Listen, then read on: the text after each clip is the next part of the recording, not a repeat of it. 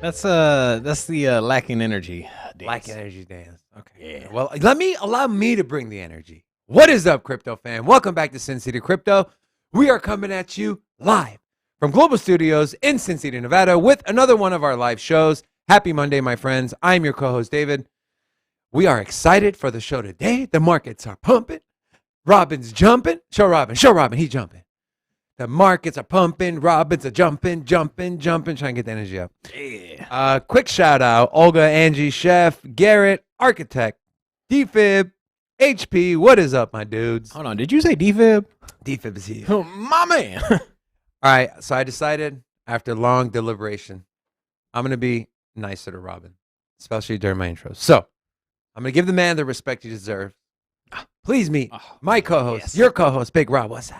Hola, it's your boy, Big Rob, back in the house. Welcome to Sin City Crypto. If it's your first time checking us out, we are an entertainment-focused cryptocurrency channel. We take the old, the boring, the stale information and package it up in a fun and sexy way. Also, a quick shout-out to Global Media. They help us broadcast to other channels than just YouTube. And then here, we don't just do live streams. What do we do? We do deep dives.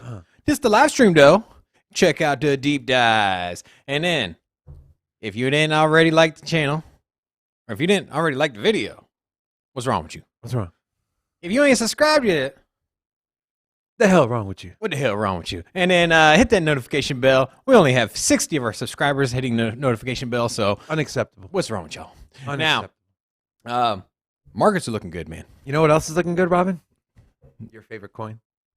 Which one? You know where I'm going with this? Shiba Inu? Shiba Inu, baby, is up like 50%. What do you got to say about that, Robin? You know what? Hey, you know what? More money in the crypto universe is good. So if you guys want to pour money into SHIB or Bitcoin or Ethereum, you know what? We'll take it wherever it comes. You know what I mean? So here in Las Vegas, we'd like to get money in the infrastructure and things like that. But if you want to come here, throw a bunch of money at the strip club, waste your money on some dumb crap, by all means. But, if you want to go in, Shiba's dumb crap. it has its lane. I'll leave it at that. It's a top 15 cryptocurrency project for a reason, and it's there and it's stayed there. So it's not like it got there and it just died. It stays there. It stayed there. So there's a reason behind it. There's a reason people keep investing in Shiba Inu, right? It's not just a meme coin. It has utility. It is a meme coin. It has utility. It's going to have more utility. Oh, yeah. It's going to change the world, guys. You just wait. All the banks, How do you banks know? are crumbling in fear to Shiba Inu. Let's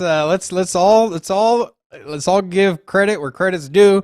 SHIB is going to change the financial infrastructure of the world. Yes. It's going to become the world reserve currency. Finally. And You know what, Robin, I'm so proud of you, man. yeah, get at it. Did you have bro. revelation over the weekend? Yeah. Robin, give a big announcement right now. What did we just create? A big announcement is we brought some coffee in today. No. What did we got we good coffee? not What that did we Starbucks just crap. set up? We set up a what? What can people go and buy?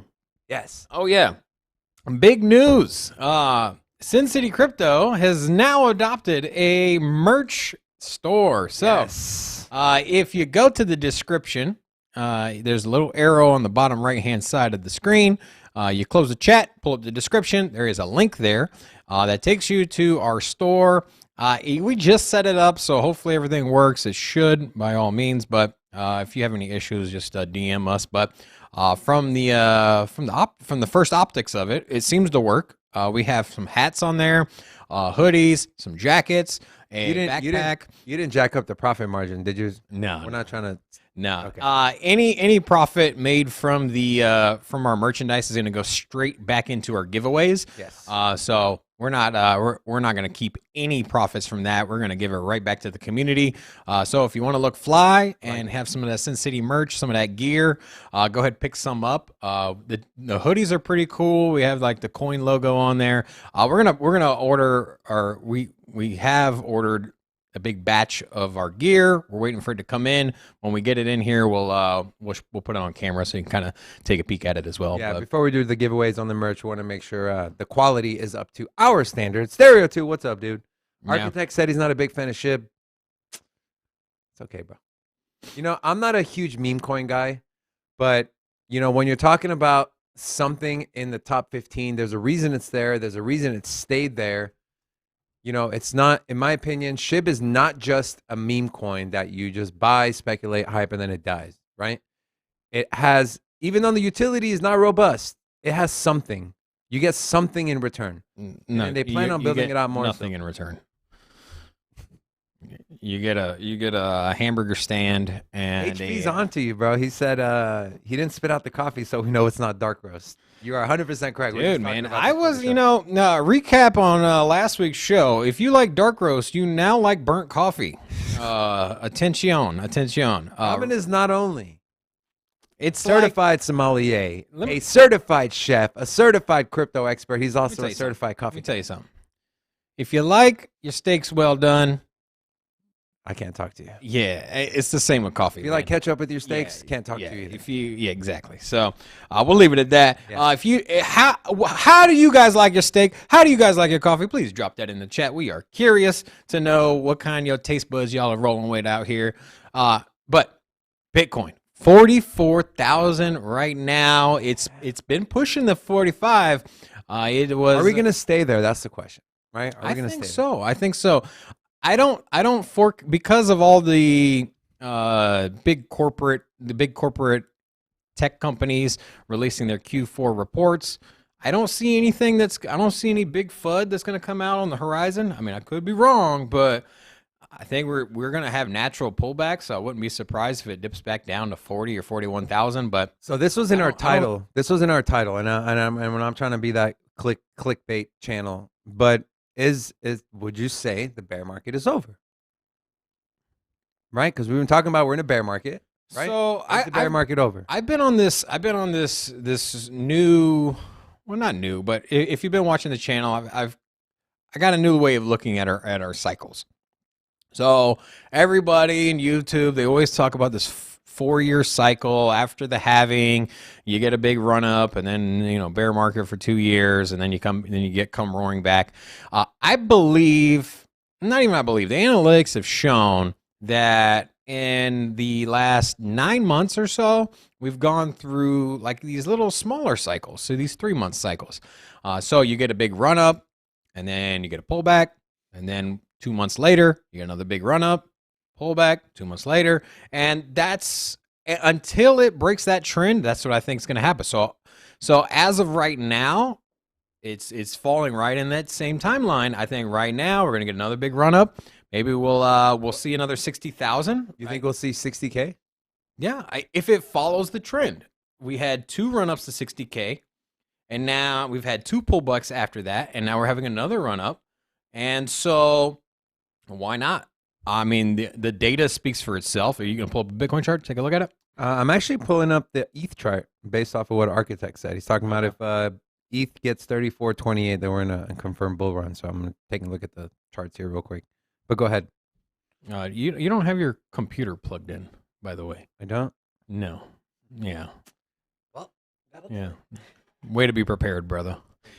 So yeah, I think a good. I think another 60K within, say, a month and a half would be it would fall in line with tax returns too. So everybody knows the markets once tax return, February comes out. Generally, after the Q4 reports come out, tax returns are coming in. People are starting to spend again. They're starting to get away from the Christmas season where they overspent and they were having a little lull and putting money into the market. I think it all lines up. It all lines up for that juicy, that beautiful 60K Bitcoin. Hey, who knows? It could even maybe outperform that, maybe 80K. If it coincided, if the run up coincided with some big news, like a spot ETF, or maybe another country adopting Bitcoin as a legal tender, or maybe some really bullish government news that come out of the U.S., maybe this executive action by Biden, maybe it comes out favorably. Who knows? SEC stops being who they are and super regulatory. So Architect. So I'm looking at the ETH chart, and it would pull up my laptop real quick. Is it plugged in? It's plugged in now. We're good. This is the daily Ethereum chart. So he's talking about this level right here, 34.28 right here. which would be a higher high. But for me, basically the $35,000 mark this is Ethereum. essentially. This is Ethereum, 3,500. 3,500. For me though, I want to see two legs up. I want to see 34.28, and I also want to see right here. I want to see 38.88. I think if we cross over 38.88 and we stay there, then I would say yes, we are in a confirmed bull run. But we'll see. It's looking good though. Ethereum's chart's looking really good. I don't think you can really call a market reversal or trend until you got at least about a month to 2 months. And so even with the last pullback, I still was like, well, maybe we'll bounce back. Oh, you remember I was in here saying, oh, well, I could see Bitcoin hitting 50K, 70K, things of that nature. Yeah. But then after about 2 months, once that happens, once you're past 60 days and you've been going in one direction, 90 days, whatever it is, we were about 3 months from the all-time highs in November. So, yeah, I mean, that's right on par. At that point, you can't call a bull or bear market until after the fact. You can only really analyze that and call it in hindsight.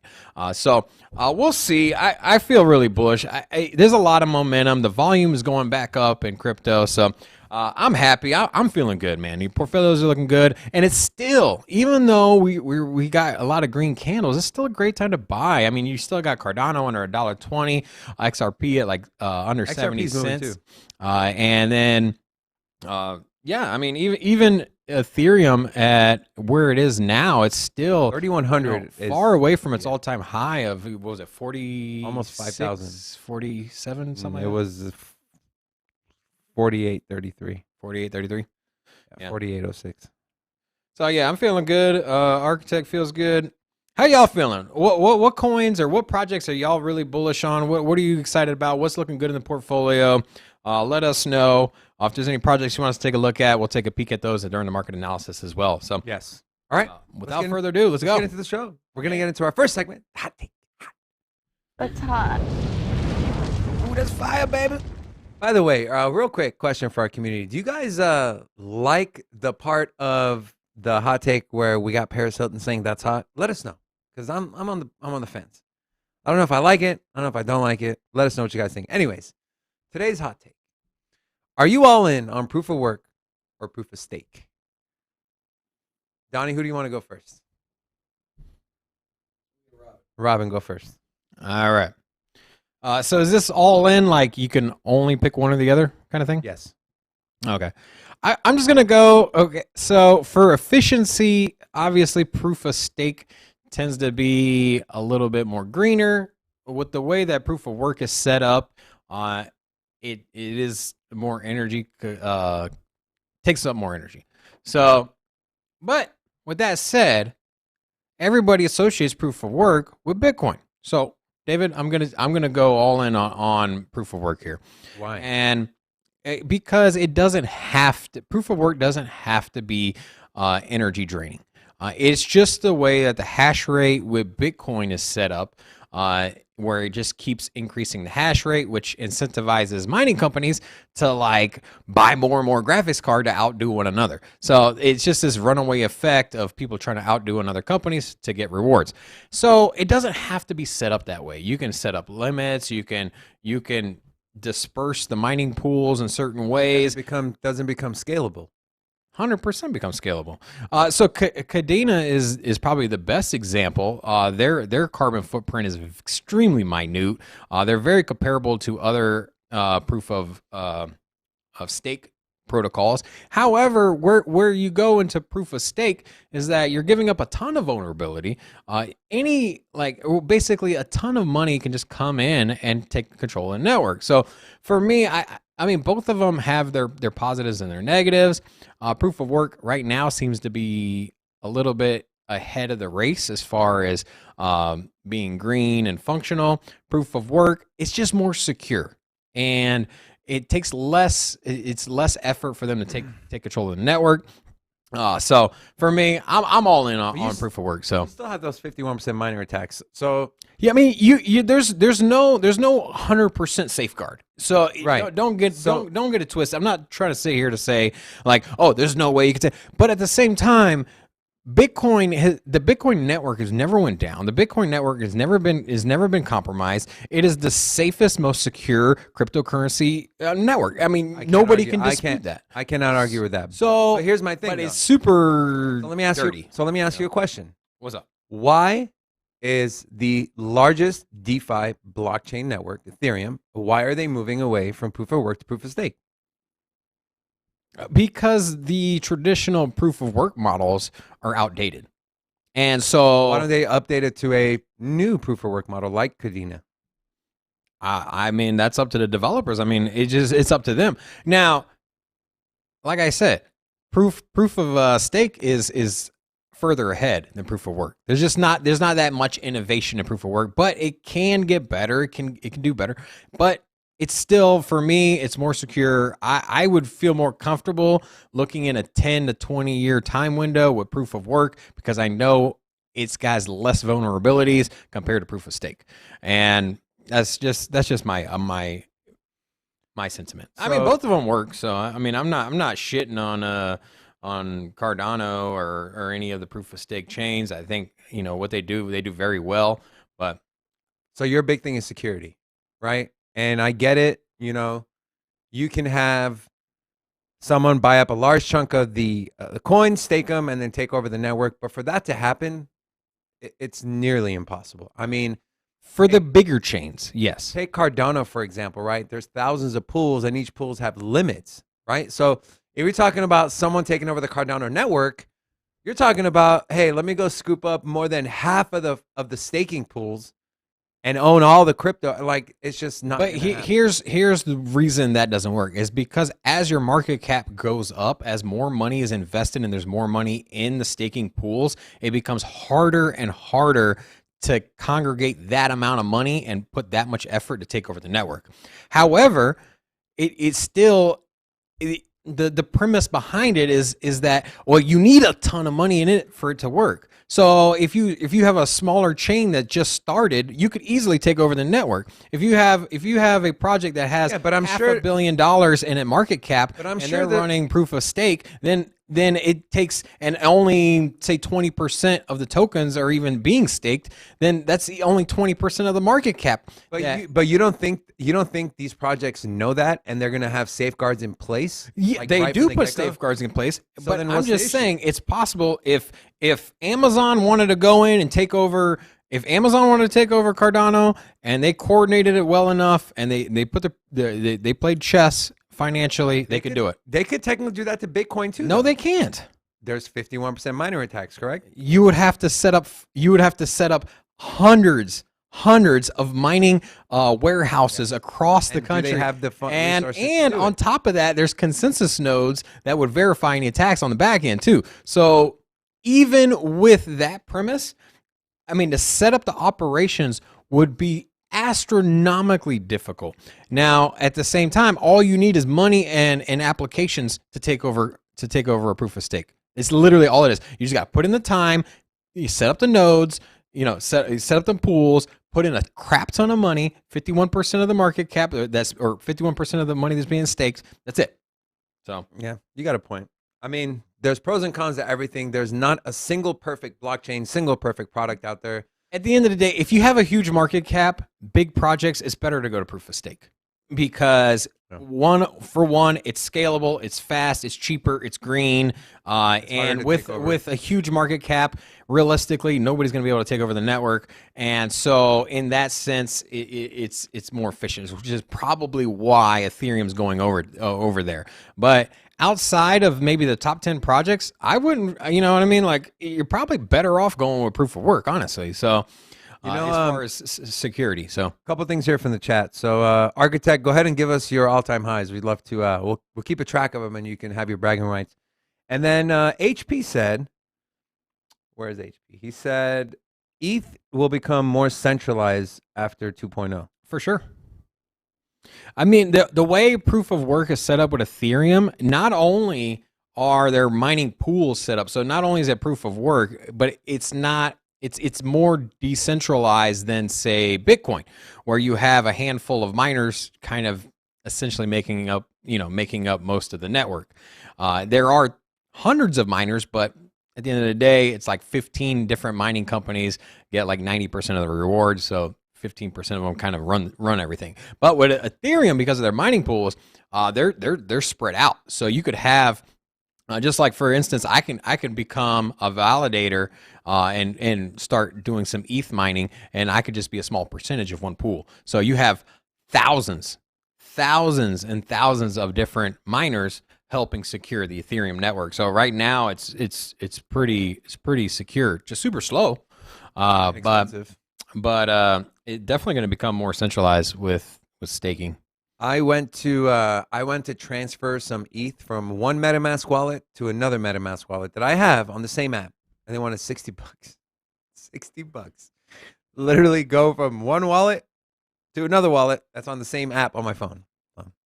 That doesn't explain to you. And we have some an Ethereum article pulled up here about how Vitalik and that development team is trying to scale down the fees, and we'll talk about that in a second. Speaking of talking, allow us to move on to our next segment, the talking point.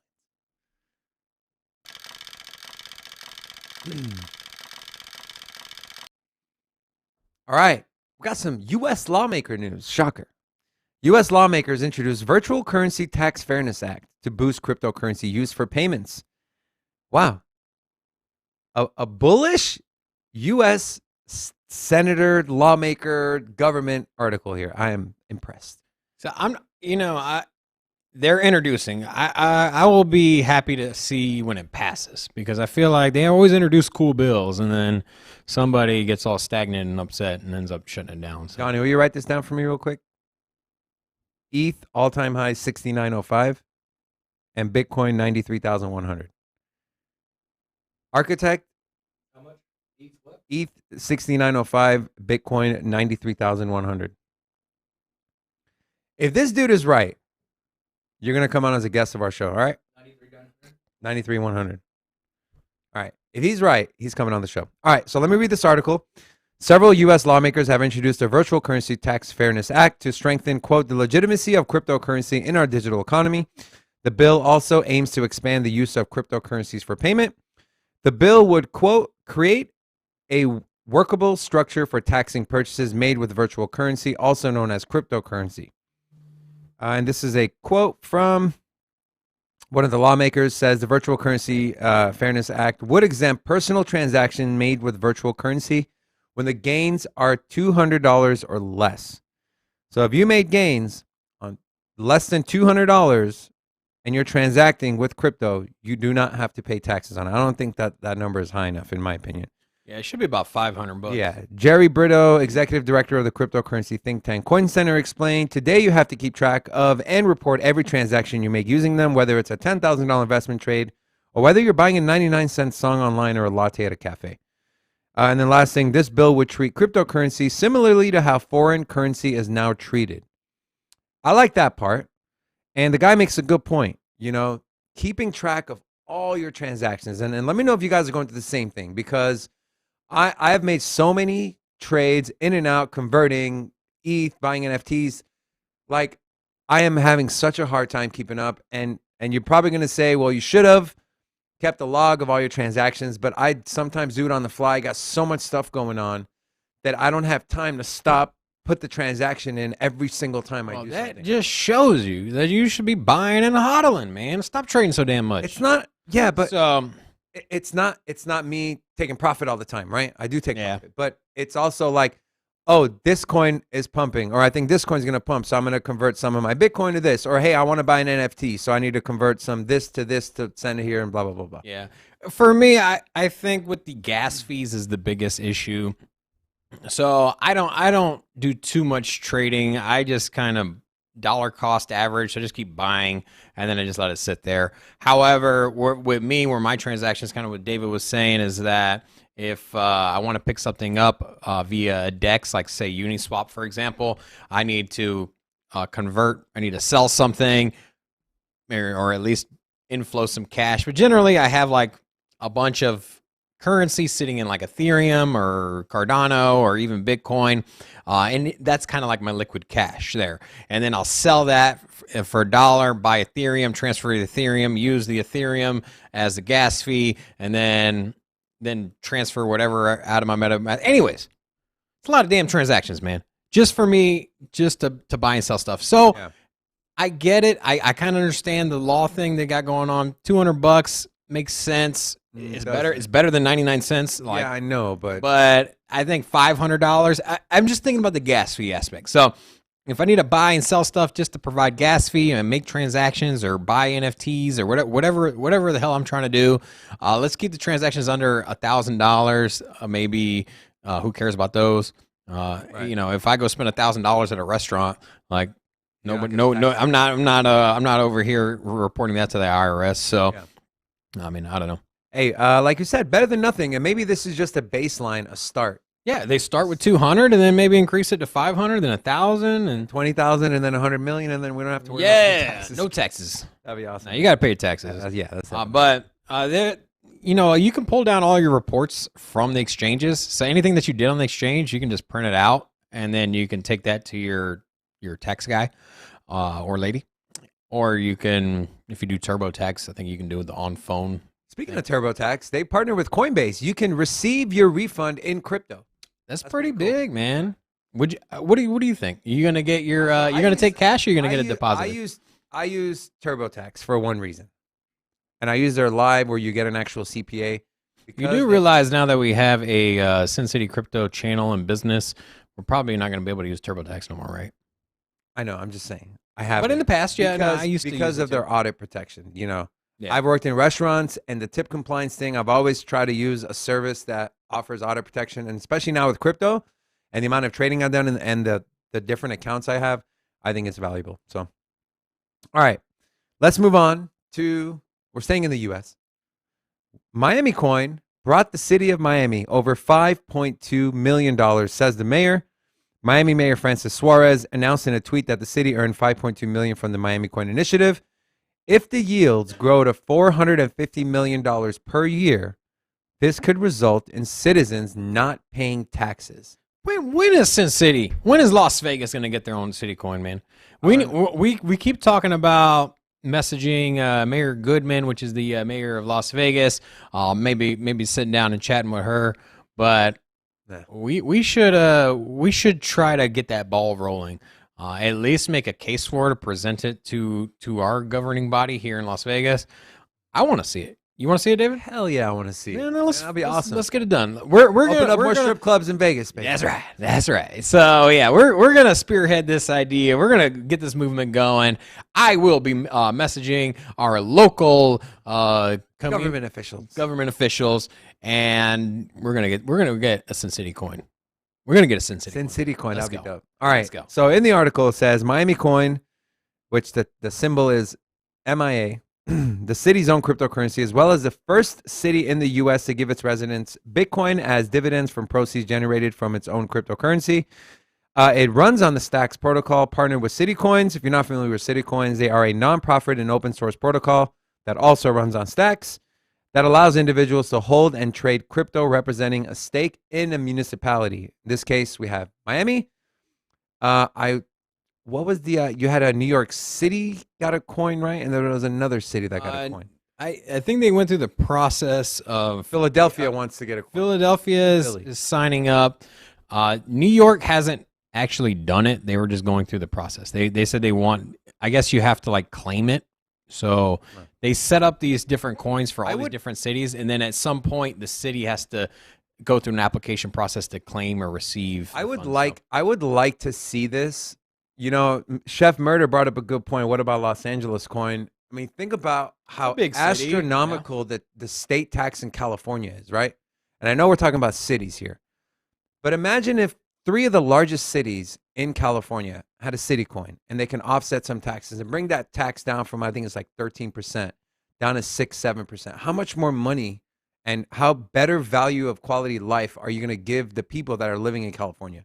I mean, my cousin, she makes great money, and she's like living in a one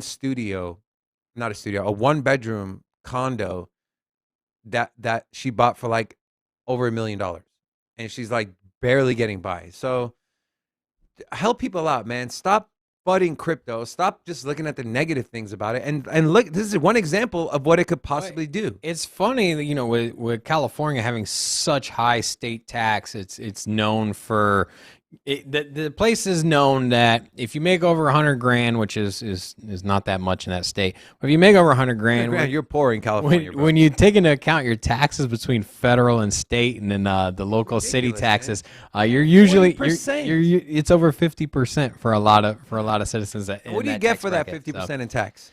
do You you get get? you get smog. You get high prices on gasoline. Traffic, like, come on, man. They just ban leaf blowers and gas powered lawnmowers.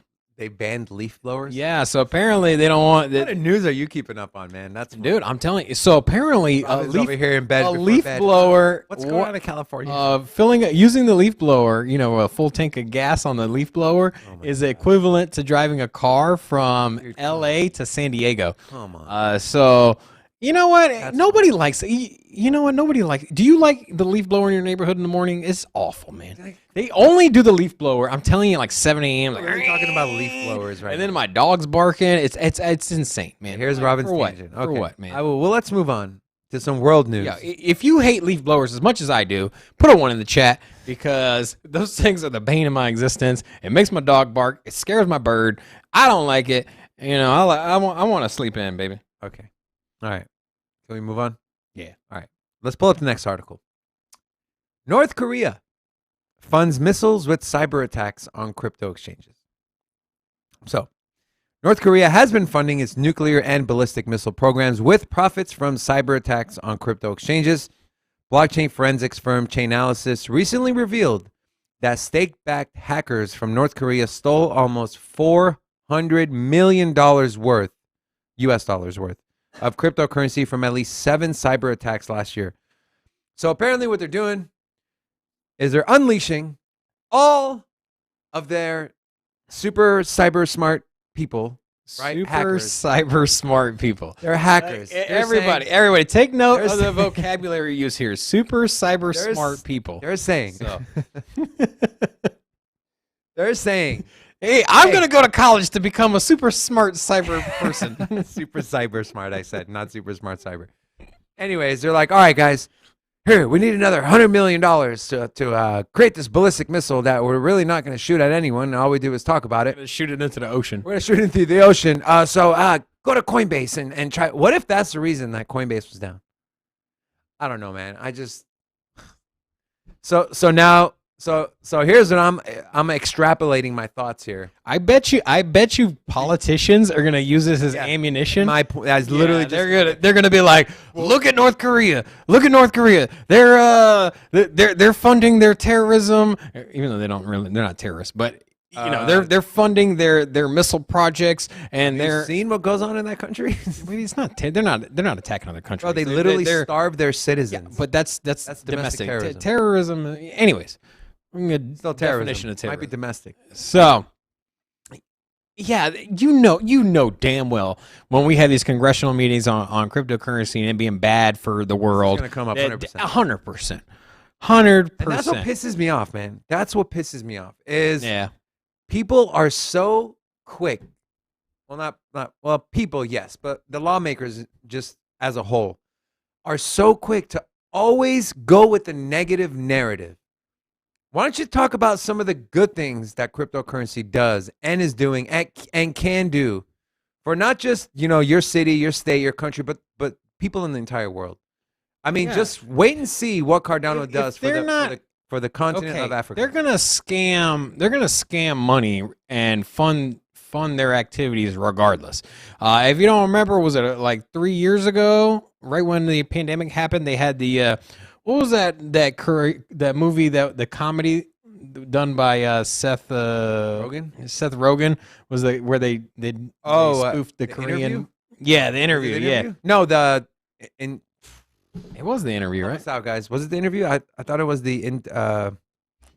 Anyways, no. It was Sony Pictures. What's that person called when they come in and work for free and they get like credit hours for school?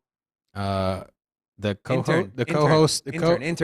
co-host for Sin City Intern. Crypto. Was that the name of the movie? Or was it the interview? I think it was the interview. We're going to fact check ourselves here. But either way, Sony Studios released the movie. They got cyber attacked from top to bottom. They extorted a bunch of money from the studios, and it was just a nightmare. So if they're not going to get money out of from the crypto space, they're going to get it from credit card scams or some kind of other hacks or server hacks, data hacks.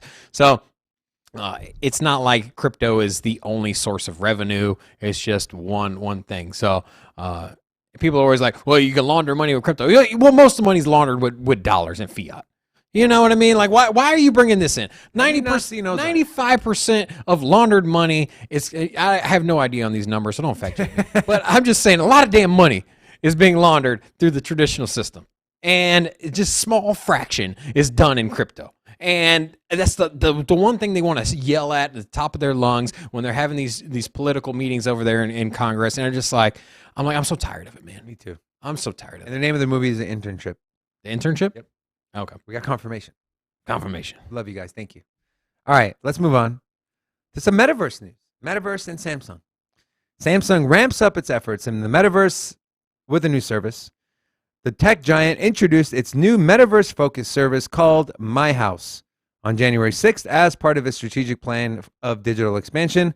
The target consumer is Generation Z and millennial youth. The number of visitors has reached over 4 million people in less than a month. In less than a month, 4 million people. My House enables users to decorate and customize virtual houses by a few clicks. Users can easily pick furniture, appliances, and other home products according to their preferences. It is simple to build your own house and turn even the weirdest imaginations into unforgettable experiences in virtual format. And then one more thing. Announcement of NFT integrated featured TV products, which are in the works and expected to arrive later this year. This is amazing for the metaverse, for crypto, right? Imagine where, I can only imagine what Robin's house is going to look like. It's going to have a room with just coffee. He's going to have a room with pictures of himself. And he's going to have a room, I don't know. But well, you know what? If you visited my house in said metaverse, my house would be looking sweet. you know what I'm saying? You know your boy would be looking sweet. So will your boy's house.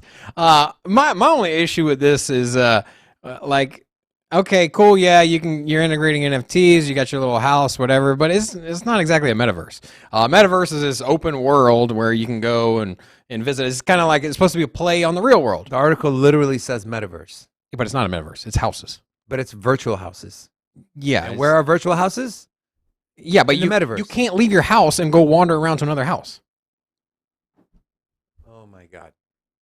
Okay. Literally. Virtual homes live in the metaverse. But a Right. metaverse is an environment that is supposed to replicate the world that we live in. So you would have shopping areas, you'd have malls, you'd have roads, you'd have a city center, you'd have a shopping district, you would have an arcade, you'd have the casinos, convention centers, meetup areas. Yeah, but you can. This is just a house. You decorate your house. No, but it's a website you go to. It's a website. It's not a metaverse website. You just like Mana. You can go. Okay. Into Mana. Is the Sims Decentraland is houses, land, area. This you can't buy land in this thing.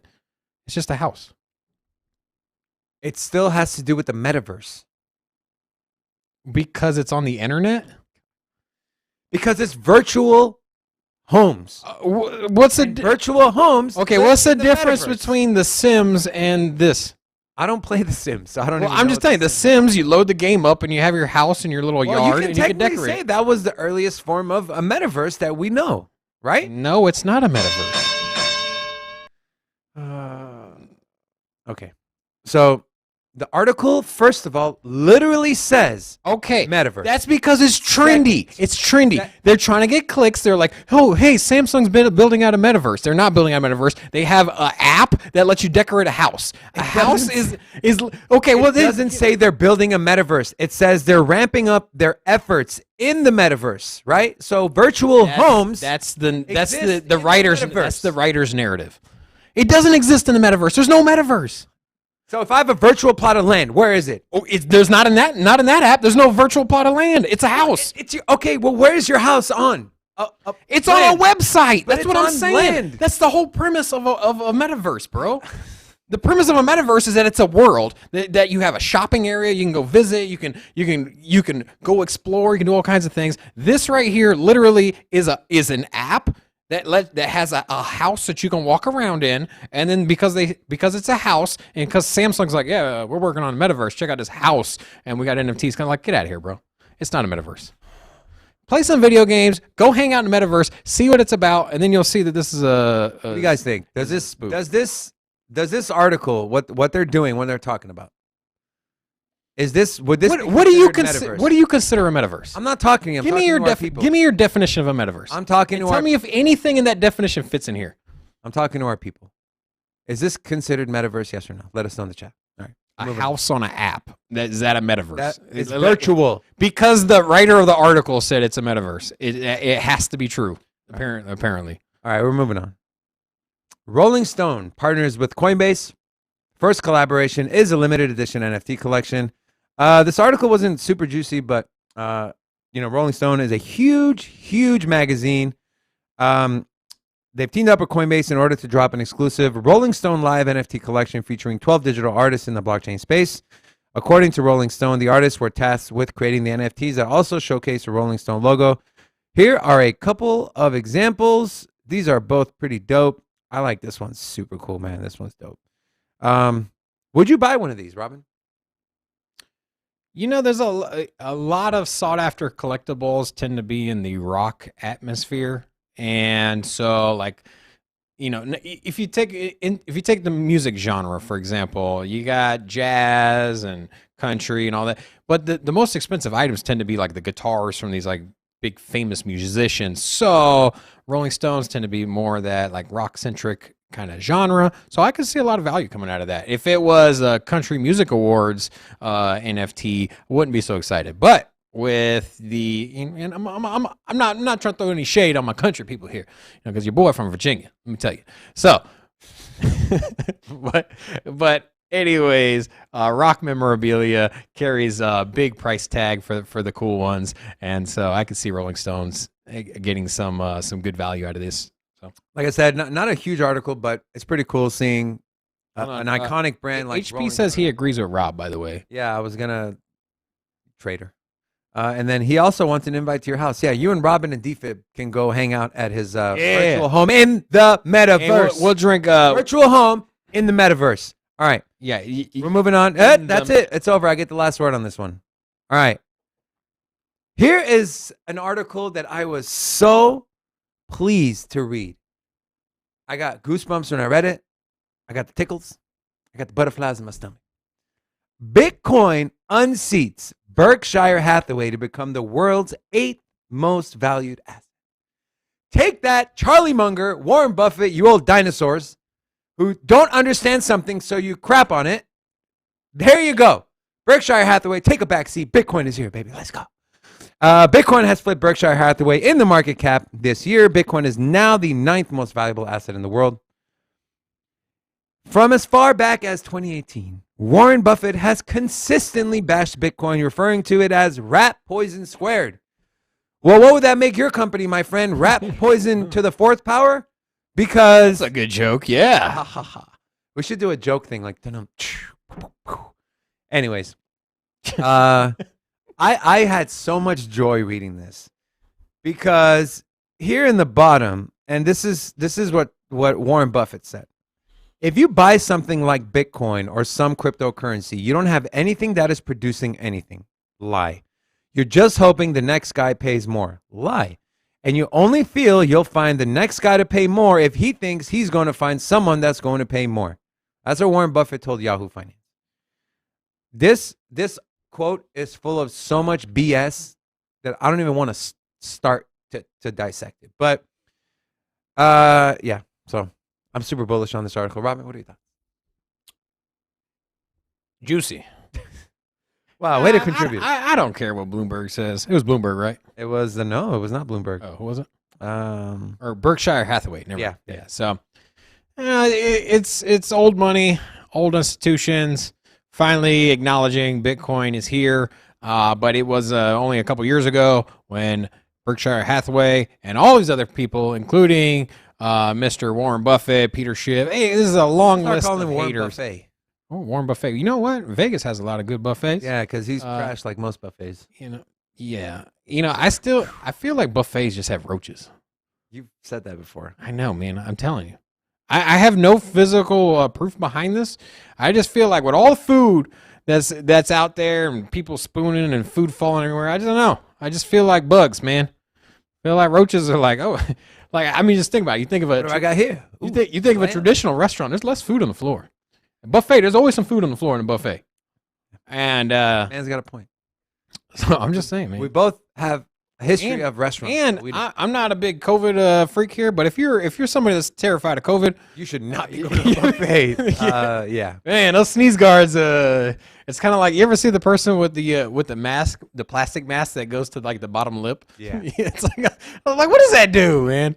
Like, what are you doing, man? I remember, because I come from a background of being in the hospitality restaurant industry. I remember when COVID had first happened and we first reopened, I had a guest who was literally in a hazmat suit.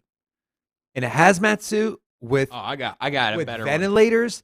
I'm just like, dude, if you're that scared, like, hey, man, Stay at home. no worries, bro. You got stuff going on. You got comorbidities, whatever the case may be. You're immunocompromised.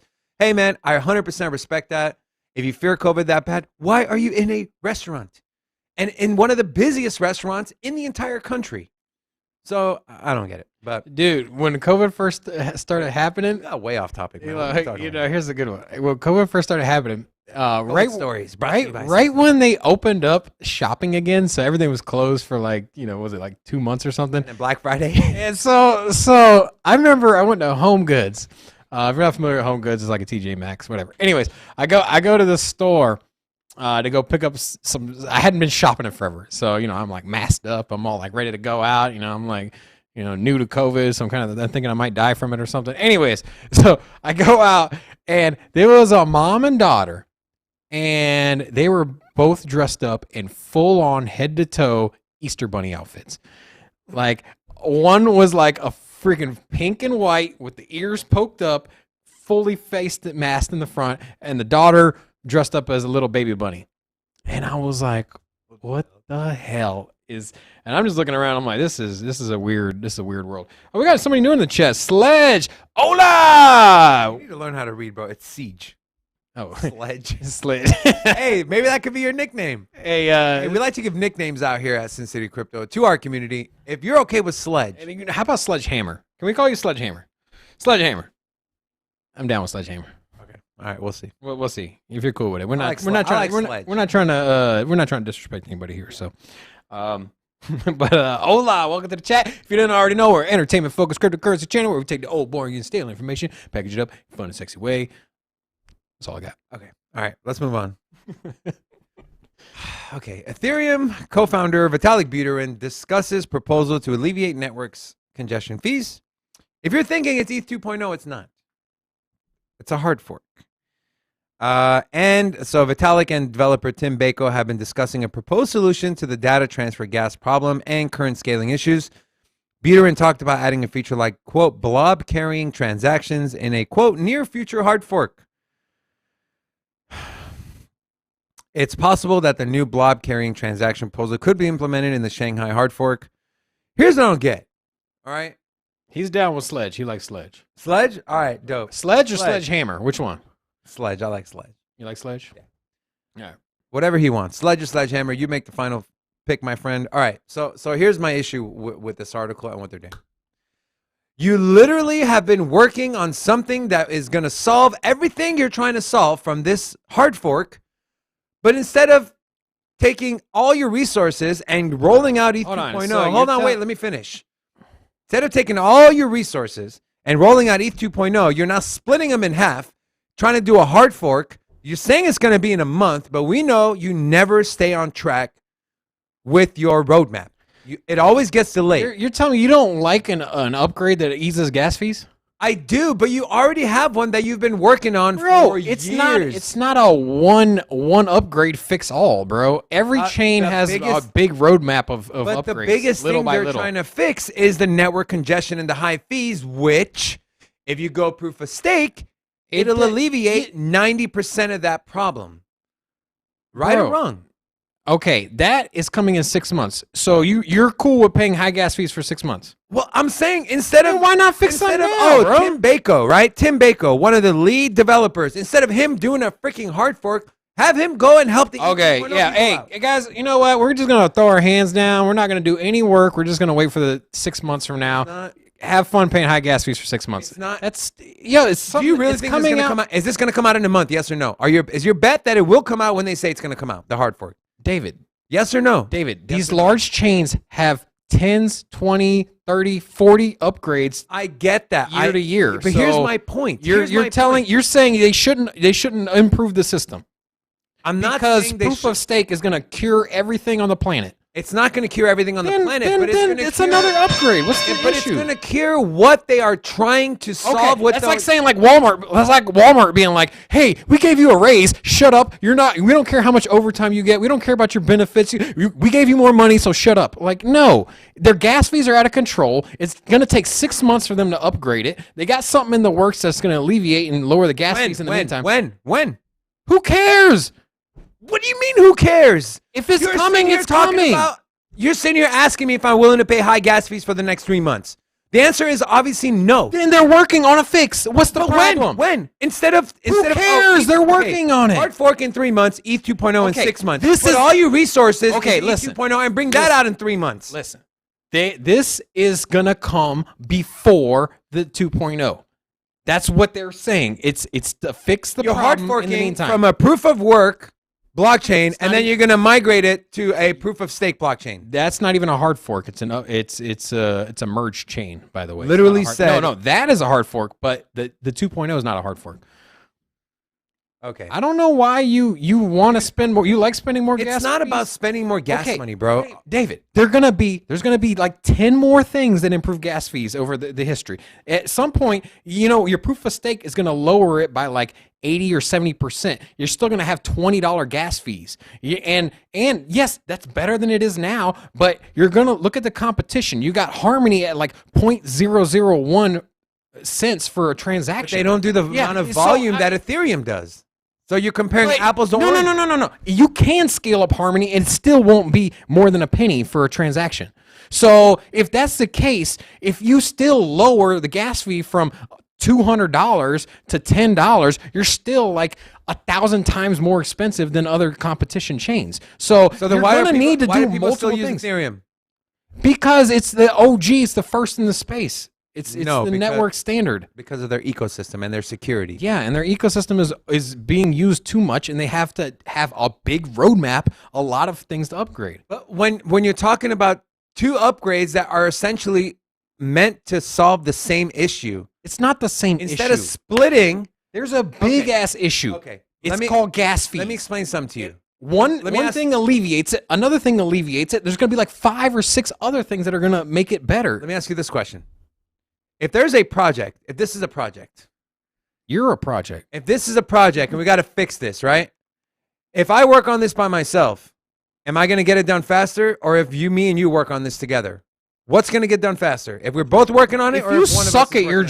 job, are you going to only do one You thing? can't even answer a straightforward question. Donnie, if there's a project that you're working on in school, a class project, Why are we and you're arguing about stop, this, man? and you're working on it by yourself, are you going to get done faster versus your teammates helping you out? Okay. So What's going to get done faster? The more, the better. The more the better. So instead of having developers work on a hard fork where you're trying to fix an Okay. issue, if you where have your ETH 2.0 will fix, just dump all the resources and the people into ETH 2.0 and roll that out in 3 months David- instead of a year. okay, what you're saying is that you only need to do ETH 2.0 and you don't need to do anything else. That's what you're saying? No, bro, That's what you're saying. You're missing the point. What's the point? I am saying Don't do anything this, but 2.0. No, Forget this- everything else. Oh my God, it's like talking literally. It's like I'm talking to the wall because it literally doesn't hear what I'm saying. I'm saying this hard fork is meant to cure gas fees and transaction gas fees Okay. and So congestion. Here's the thing. ETH 2.0, one of the main reasons What do you think? gas fees and scalability. Okay, David, time out. If it was Can- said, can I- oh, can we're you, like, trying to hear- improve the network's, I don't know, utility. Okay, fine, right? Because ETH 2.0, the main part of that is David. not what David. this hard fork is. Okay. You do realize that the 2.0 is not going to fix the gas fee. It's not going to all of a sudden be a penny, right? You do realize that, right? Okay, but will it solve 90% of the gas fee issue? Okay. Yes or no? Okay, listen.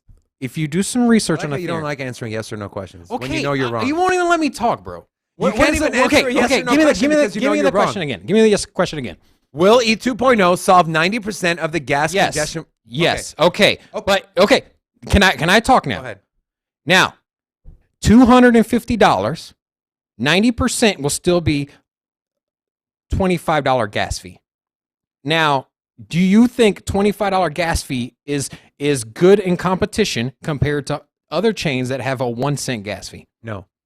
Okay.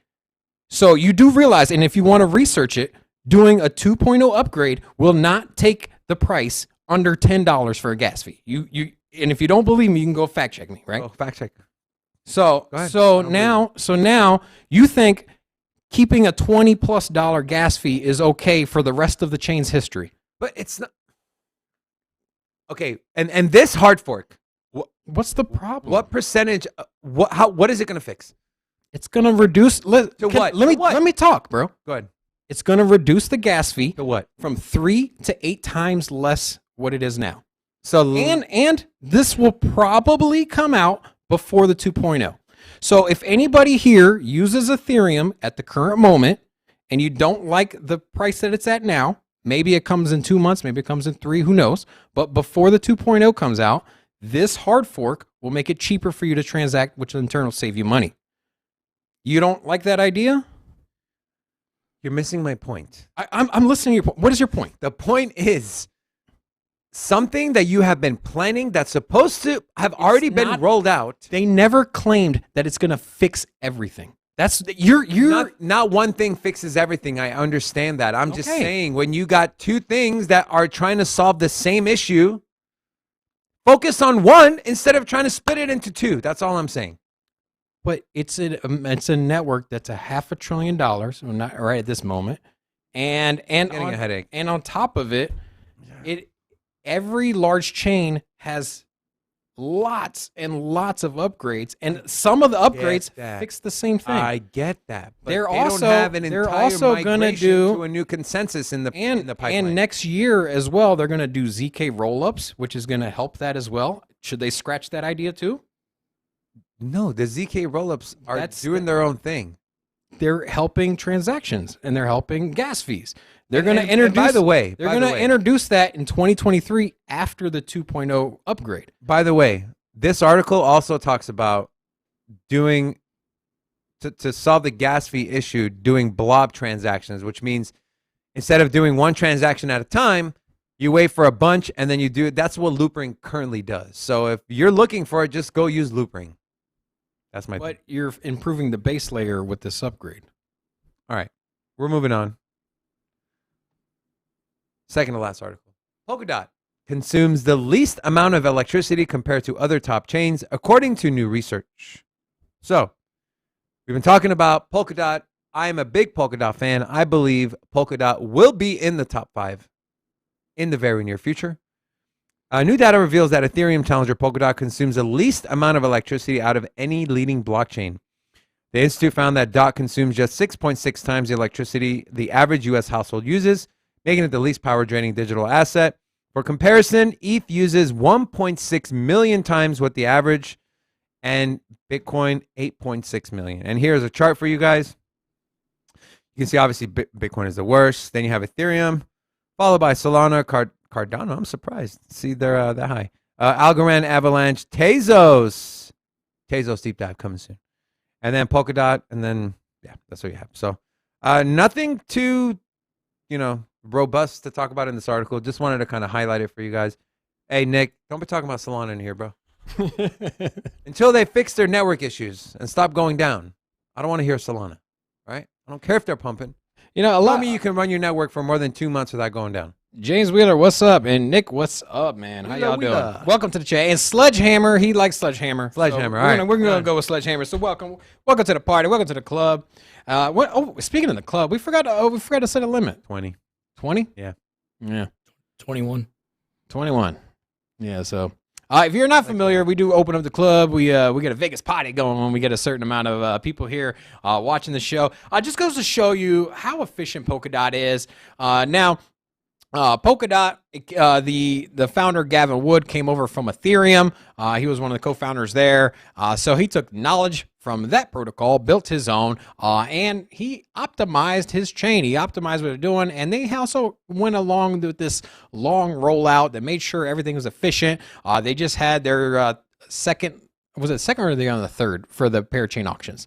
Either way, they're fulfilling all of their promises. Their network is growing. All kinds of great DApps. Moonbeam is up there. Polkadot is It's a sleeping giant. It's man. literally like you're just like this popcorn in a bowl, right? And it's just getting up there, and the lid's just toppling, but it's not. And then eventually, that popcorn is gonna blow that lid off, and it's gonna skyrocket.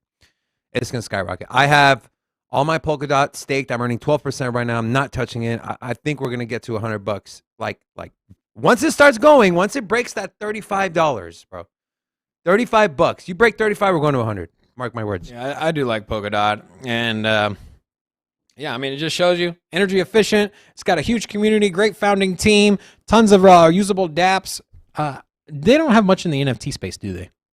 Polkadot, no. I think that's their one lacking. Honestly, though, man, but NFTs is what's driving. Like right now with Ethereum, it's NFTs. Ethereum, it's all NFTs. Like I was looking at some charts on their utility. So it used to be like when at the beginning of 2021, you had this big utility on Ethereum. Everybody was buying Ethereum. Everyone was transacting with Ethereum, but it was not for NFTs. It was for the DEXs. It was for the Aave, and it was all of the DApps that were around DeFi and finance. That's where all the utility and all the use case was. Now it's changed. Now people are transacting and they're swapping tokens on other chains. It's true. And all of the transactions are being gobbled up, and all the network adjustments being used for NFTs. So when I go and try to transact on ETH, and I see an astronomical gas fee, what I'm looking at is when I see a high gas fee, I'm like, there's got to be a big NFT project minting, and I'm almost always right. I'll go look. I'm like, all right, what's minting? Oh crap, this one's got like 80,000 members in their Discord, 40,000 members on Twitter. They're minting right now. That's why the gas fees are high. So. Solana's been moving a lot of NFTs too, man. They probably have the second trash, bro. The only NFTs, listen to me very carefully. As of right now, the only NFTs you should buy and hold are Ethereum-based NFTs. RG Crypto. Hola! New guy in the chat. How you doing? Oh, what's up, RG? Hey, we already got his nickname, RG. Robert Griffin? Anyways, welcome to the channel, my friend. I'm David. I'm Robin. That's Robin. We are your cryptocurrency. Entertainment focused. That's right. Okay. All right. What was that hand gesture you just did there? No idea. What was that? I'm happy he wasn't on camera. It's like he's about to do a magic trick. All of a sudden, like, gonna pull a big rabbit out. No. Yeah, I'm glad that wasn't on camera. Good job, Donnie. You're getting a raise. All right. Very last article here. This one we kind of pulled up last minute. Not something we're going to spend too much time on, but we still wanted to go over it. Just kind of show you guys. Hey, if we get to 20 people in the chat, we're going to open up the club. It's not too late. It's not too late. So this article we're going to go over because it kind of highlights the benefits of using cryptocurrency and having a cryptocurrency wallet versus having all your money in just a bank account. All right. So let's go ahead and show you this article. Wendy Williams demands Wells Fargo unfreeze assets as banks suspect exploitation, dementia, or undue influence. So, Robin, I know you kind of found this article. This was kind of sad. So, not crypto related. This doesn't relate to crypto at all. At least not on the optics of it. But it just shows you kind of where we're at with our financial system. So, we have the Wendy Williams talk show. Anyway, she took a hiatus from the show, and then later on, she divulged that she has an early onset of dementia or something along those lines. I'm not exactly too sure on the details of it. However, basically, she ain't working right now, and she came out and said something about dementia, and Wells Fargo froze her account. And so she was claiming, she's like, hey, I got millions of dollars in your bank, and I need my money. Well, first of all, she wants treatment and all kinds of stuff. She can't access her own money. Like, this is the world that we live in right now. But here's my question. And the thing is, Wells Fargo is lending out her cash to loans to other people. So they're making their money work. And you know what? What freaking pisses me off is that I'm pretty sure if she had a $5,000 instead of millions and millions of dollars, if it was a bank account for $5,000, they wouldn't care. And you know what? If I was concerned about my grandma, for example, and she had $3,000 in the bank account, and I went up there and like, can you freeze her bank account? They'd be like, nah, that's not gonna happen. But now that they see they're in the driver's seat, they're like, oh, that's a lot of money. She said what? Oh yeah, lock it down. Like, here's the won't happen with cryptos. That's where we're going. The other side of it, right? It's like, and if it was like if it was not Wells Fargo, which they're known for not having the best ethical business practices, but if you got a client that's come out and says, I have dementia, right? To some extent, like, I can understand, freezing their assets because, they might not be in the right state of mind. I don't understand freezing assets. Don't ever freeze my assets. Be the right state of mind. But then again, you're going down this rabbit hole of, well, do you have a will or a trust? Do you have an executioner? Do you have someone that has, medical consent over you, that if you become, God forbid, what happens if I get some kind of illness? What happens I got you, bro. I'll drain your account for you. Yeah, and what happens if I don't have beneficiaries like set up? I don't have something happened to me, all of a sudden. So God forbid some car accident thing. And anyways, like I don't want nobody like making decisions for me. Like, especially if I get out of the hospital and I'm like, oh, all right, I'm good.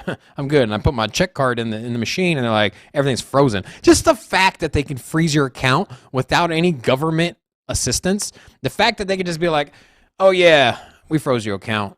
You said something about dementia, so we're gonna make sure you don't spend any of your money. You can't pull out any of your millions of dollars. Like I said, Wells Fargo is there should be some kind of government process behind it. Like, you got to go to the state and then file some kind of injunction or right.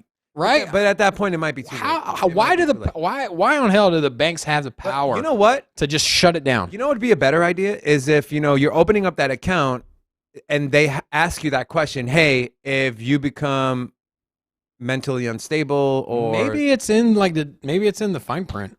I wouldn't doubt it. Real quick before we move on, we're done with our talking points, by the way. Sledgehammer and RG, make sure you guys subscribe to the channel. Put the bell notifications on so you don't miss out. We go live every Monday through Friday, 11 a.m. Vegas And time. don't forget, on Friday, if you're new to the channel, check us out. On Friday, we do our blockchain parlay, where the chat gets to join in on a competition where we pick two projects in the top 100, and we just see whose two picks outperform the rest of the competition. Oh, by the way, HP.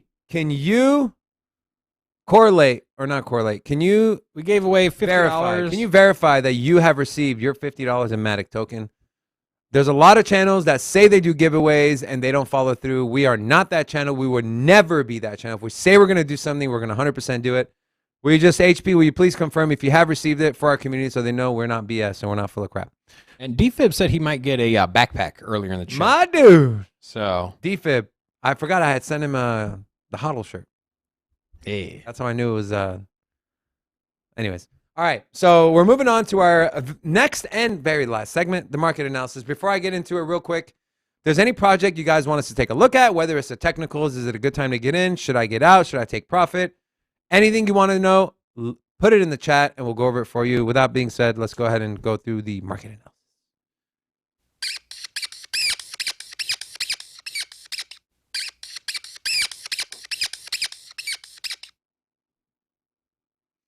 All right. RG said he subscribed. Good job, my friend. I love it. All right. HP said he received payment. Awesome, buddy. Congratulations again. All right. We are back over $2 trillion for market cap. That's amazing. Up 6.5% over the last day. Bitcoin 44,300, up 15% over the last 7 days. ETH is right under 3,200, up 18% over the last 7 days. BNB is up 5% on the day to 436. Cardano moving a little bit, almost hitting $1.20. Solana, yay. And then XRP, 30% in the last 7 days. Does anyone have XRP on their I got blockchain XRP. parlay? Blockchain Oh, parlay? on the parlay? I don't think so. No. No. No one's got XRP. And then we have Terra Luna up 12%. Kind of moving a little slow. I Man. thought it'd get back to its $90, $100 You range see fairly that quickly. 40% up for the day for Shiba Inu, man. That thing is pumping, bro. Yeah, dude. Look at that, man. Man. Look at that chart. Look at the chart on the right for that thing. Or yeah, you can look at this one. Wow. Yeah, Man. That community is insane, I'm man. telling you, bro. Like, I don't believe in the project, but you can't short sale what this community can do. I wouldn't be surprised to see this thing 3x or something like that. It's done that plenty of times before. It has so much community that is willing to pump it up. I just don't think it has the staying power. I think it could don't think pump so? up. Nah. Okay, we'll see. I mean, I don't think it's going to fall off the earth. I don't think it's going to go to zero by any means. However, Chef wants to know, should he take profit? In my opinion, bro, you see a 60% gain in a week, I would take a little bit of profit. yeah. I It would depends on how much you got, but Right. Or And I would never liquidate everything, you know. leave a little Robin's behind. learned this the hard way. And for me, my theory is if I believed in something so much that I was willing to put my hard-earned money into it, then even if I'm taking profits, I will always leave a little bit behind because that you never know, just in case, massive 100x, 1000x, whatever the case may be. So that is my theory. That is my strategy when I invest in coins. No matter what, I will always leave a little bit behind. All right, let's go back. Didn't you sell all your Solana? Yeah, because What did because you, I what did you stopped just say? believing in the project. Oh, okay. But you said even if you don't believe in the project, you leave a little bit behind, right? No. I'm saying I. You never know. Okay, I'm obviously, just saying. if new information comes about, I can,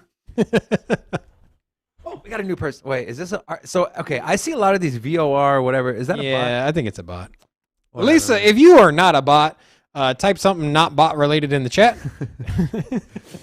type 123, but spell it out. All right, and then if you do, then Robin will give you his signature. Hola. All right, and then rounding out the top 10, we have. Wait, what? Doge has supplanted Polkadot? This is unacceptable. Doge is up 11%. Polkadot's another Cardano. So but everything pumps in cycles. If you haven't realized that, so last week was the gaming coins, or at least even over the weekend. And so you had Mana, Sandbox, Axie Infinity, Gala Games had a huge run up over the weekend at the end of the last week as well. And it looks like we're shifting over to the meme coins. So I would expect to pull back in all the gaming coins. Meme coins are going to pump. What's next? You got NFTs are a possibility, or NFT platforms. So Engine Coin could be one to pop off. You also have Rarible and a bunch of other stuff. So, or it could be DeFi. DeFi could pump. We haven't really seen the big pump in the rise in layer ones either. So you could have the Cardano and the Polkadots. You could have those just take off. You could have the Aves, you know, the staking and lending protocols. You could have the Dexes. You could have the launch pads could go. Or maybe it'll just be an entire ecosystem surrounded by one blockchain. Maybe all of a sudden everything in Cardano pumps. These are the things you should be looking at. You should be looking at trends in the market. Don't try to find an exact one thing, but just know and identify, hey, if Decentraland is pumping massively and you can look over and you see that Sandbox hasn't really moved much, guess what? Maybe that's an indicator. Maybe that's the first mover of what's going to kind of transpire. The same thing, like if I see all of a sudden that Compound is flying up, which is a lending protocol, then I might, and I see that Avi hasn't moved, I might invest there. The same thing, if you see PancakeSwap is bumping, but Uniswap hasn't, that's where I'm getting at. Put your mindset to identify trends in the market and to identify what might be moving next. So right now it looks like meme coins are moving, but I think maybe next week or the following week, you might see something else start to pump, and that's a good time to take a look at the neighbors. So RG wants to know. He says he's got a lot of money in Anchor. Anchor's a great protocol. So Anchor, two very impressive people. So one guy was, I believe, an ex-engineer at Amazon, and the other one was an investment banker with Morgan Stanley.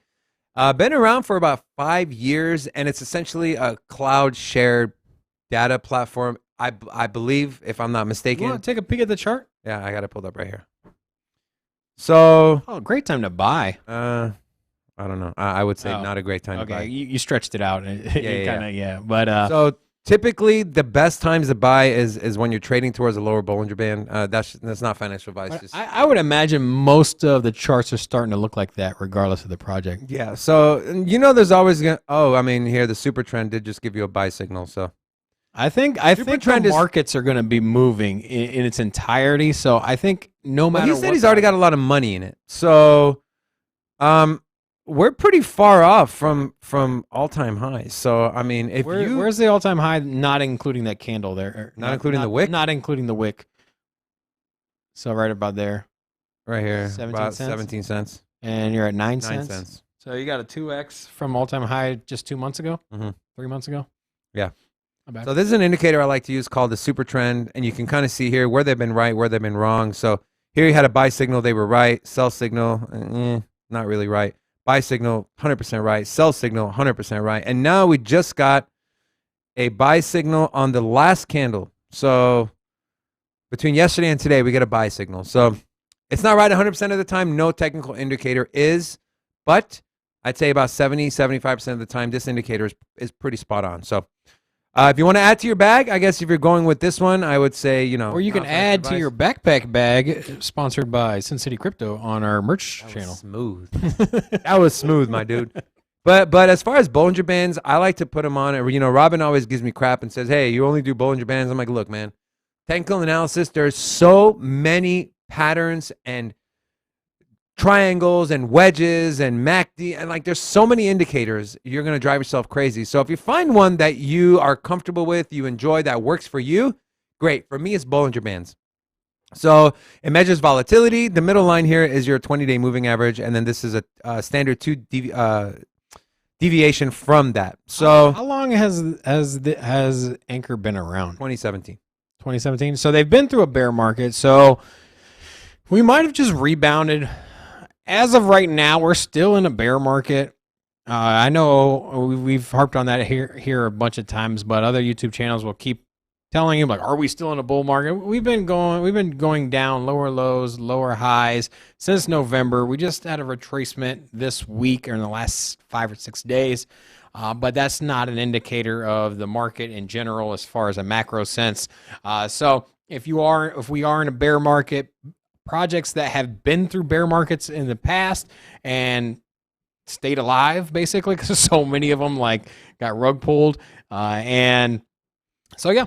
So HP had a question. He said, "How'd you get the buy and sell signal?" So I'm gonna show you. So I use TradingView, and I would highly, highly recommend TradingView. Okay, it's $600 a year, but if you're a trader, you make money. It is 100% worth it. I have never once said, oh my God, why did I pay $600 for this? So here's the indicator. It's called Super Trend, and these are the inputs. HP, if you want to take a picture of this, my friend, save it.